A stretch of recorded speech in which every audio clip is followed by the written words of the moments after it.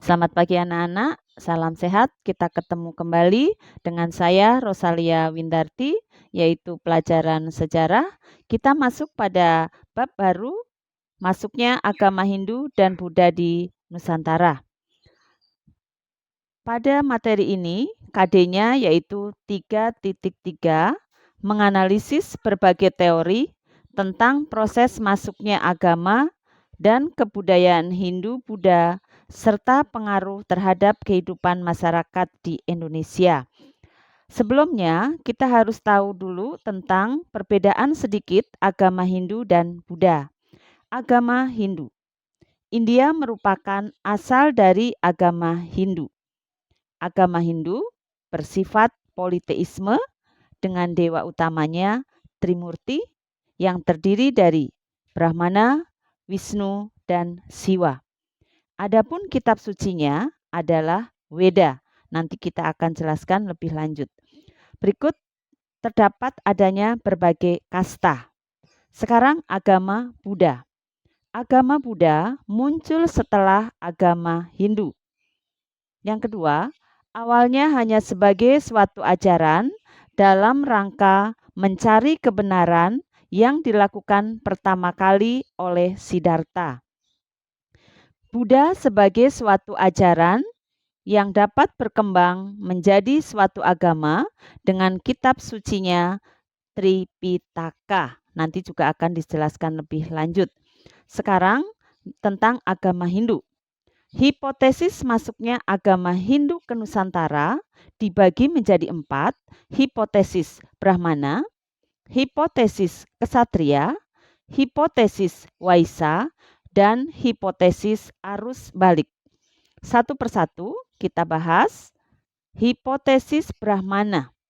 Hipotesis Brahmana dicetuskan oleh J.C. van Leur. Ini adalah pembawa teori dari golongan Brahmana. Isi dari hipotesis Brahmana diantaranya adalah didatangkan oleh raja-raja Indonesia untuk memberi legitimasi kepada raja-raja Indonesia agar setara dengan raja-raja di India. Tetapi ini juga ada sanggahannya. Sanggahannya itu ada 2, sanggahan positif dan sanggahan negatif. Sanggahan positifnya, hanya kaum Brahmana yang tahu tentang ajaran Weda. Yang kedua, mereka satu-satunya sumber. Sedangkan sanggahan negatif ada 3. 1. Isi kitab Weda adalah pelajaran yang sangat sulit, apalagi dipelajari oleh raja yang ada di Indonesia. Yang kedua, para Brahmana didatangkan untuk mengajarkan kitab Weda kepada raja-raja Indonesia. Dan yang ketiga, negatifnya adalah kaum Brahmana tidak boleh menyeberang laut.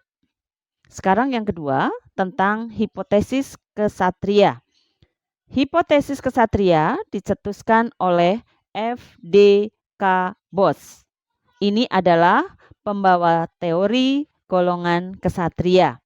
Isi dari hipotesis kesatria, raja-raja India yang kalah perang menyingkir ke Indonesia dan membentuk kolonisasi. Tetapi juga ada sanggahannya. Sanggahannya adalah tidak mungkin pelarian kesatria dari India mendapat kedudukan yang mulia sebagai raja. Sekarang hipotesis yang ketiga yaitu hipotesis Waisa. Hipotesis ini dicetuskan oleh N.J. Krom. Pembawanya adalah golongan Waisa, yang isinya golongan Waisa berdagang di Indonesia, mengadakan kolonisasi, mengawini gadis Indonesia, dan mereka menyebarkan agama di Indonesia. Tetapi juga ada sanggahannya. Sanggahannya adalah kebudayaan Hindu-Buddha adalah milik Brahmana, tidak mungkin golongan Waisa menyebarkan agama. Yang keempat, hipotesis arus balik. Hipotesis ini dicetuskan oleh Dr. van Leur. Disebut juga teori hubungan timbal balik. yang isinya 1. Raja Indonesia mendatangkan golongan Brahmana ke Indonesia. Itu dilihat dari segi positif. Yang kedua, raja melakukan perdagangan melalui perantara wakil-wakilnya. Ini segi ekonomis. Yang ketiga, terjadinya hubungan timbal balik yang cukup lama.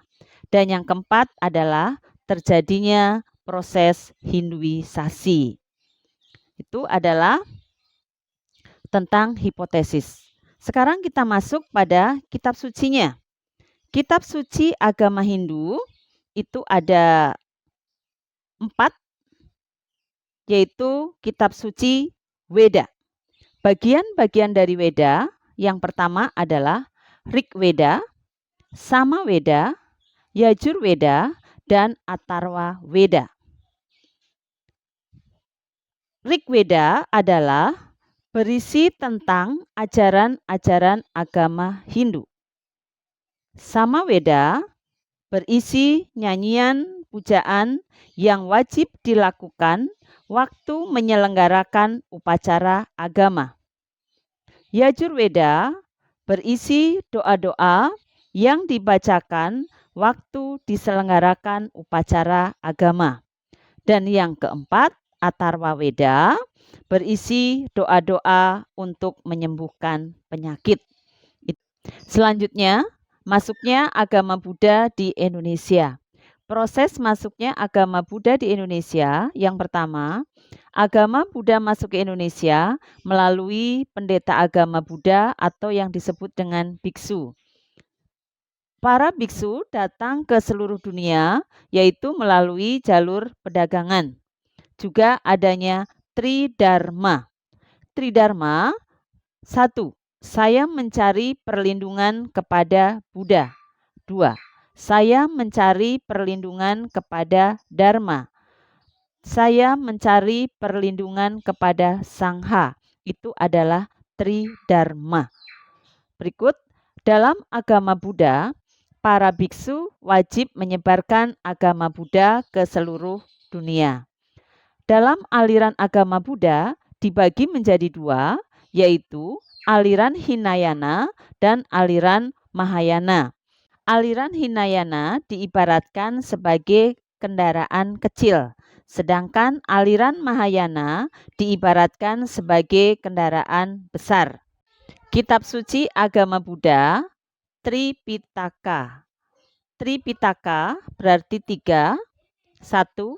Vinaya Pitaka, 2. Sutta Pitaka, 3.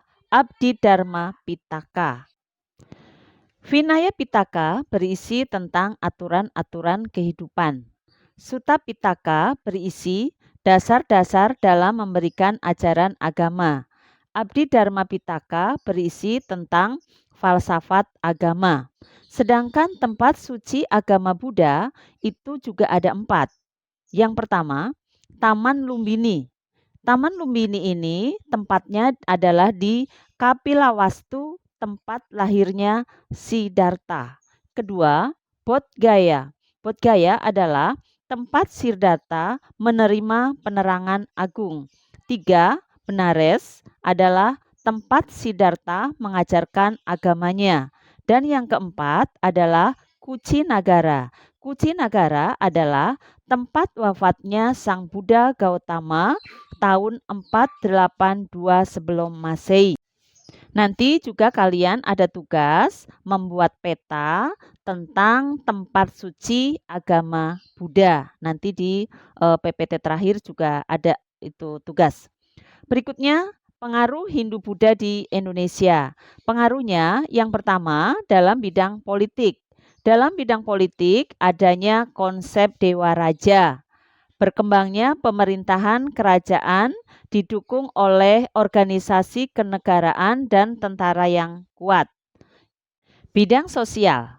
Kasta Brahmana itu adalah golongan yang berfungsi untuk menunaikan tugas keagamaan dan sebagai penasehat tata kerajaan.